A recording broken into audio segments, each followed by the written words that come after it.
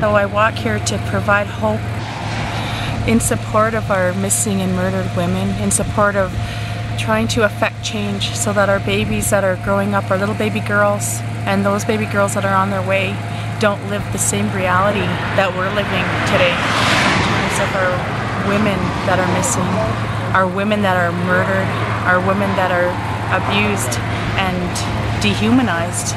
And it's systemic, and finding out what the underlying issues are, working with them, and whether we as leaders have our moccasins to the ground, on the highway, on the gravel, in the city, in our nations, or whether we're speaking at the United Nations, regionally or internationally, we all have that servant's heart and that heart to affect change for our babies and to provide that support, that our families are not forgotten, the people, the ladies that are missing, the ladies that have been murdered, their spirit still lives with us and we still love them because they're our families, they're our sisters, our grandmothers, our grandchildren, and we won't forget them, and we'll walk, we'll pray, we'll love each other in that spirit and that intent.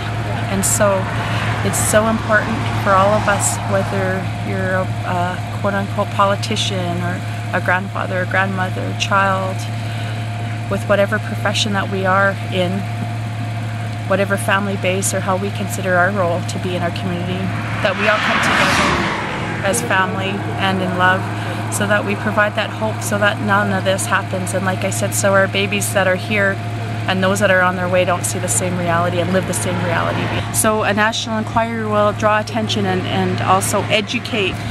It's, you know, and that's been on the controversial, and I just cannot understand why we wouldn't have this. It's extremely important. We need to offer supports and understand where the root causes are. Why is it that we're able to be so dehumanized and so disrespected on the ground that you know, and I'll give a little bit of a personal experience. Long story short, while I was in office as the first vice chief of the Federation of Saskatchewan Indian Nations, I attended a ceremony, a female ceremony. It was all female.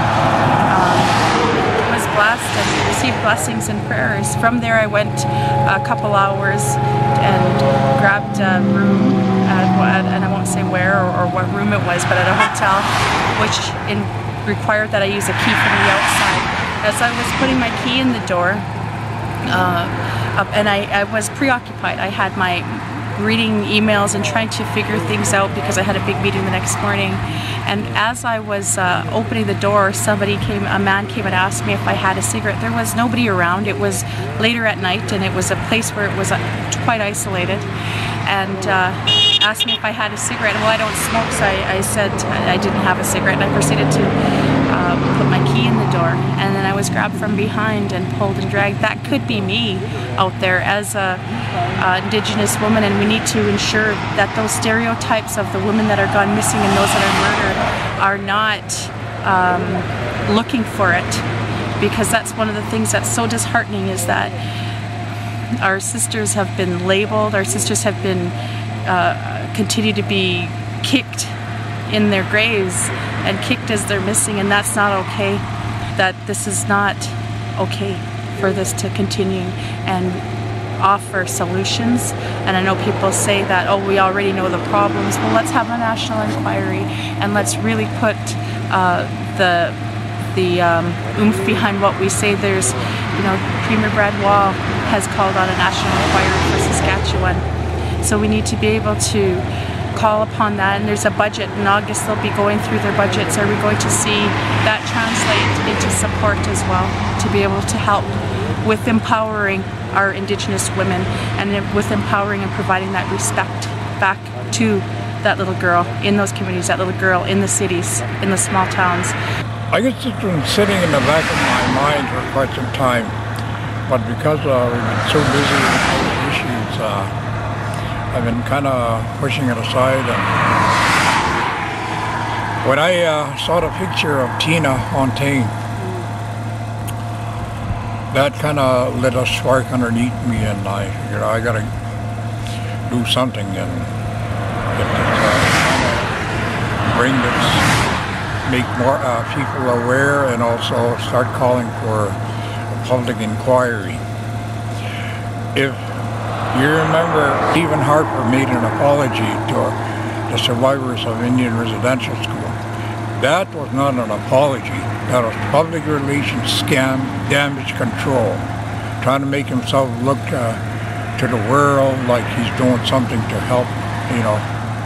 If he's so concerned about Indigenous people, why is he dragging his ass on this whole issue of a public inquiry?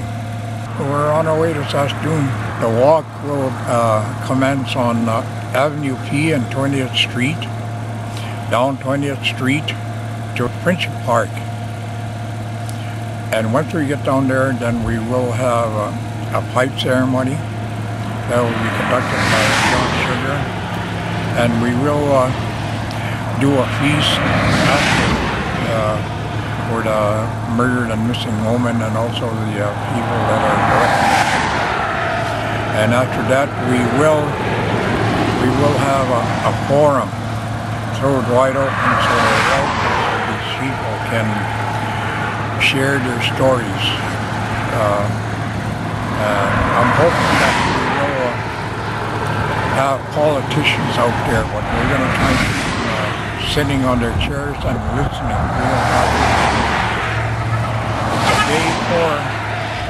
It's a day for the missing and murdered woman, and also for the relatives of all of those people.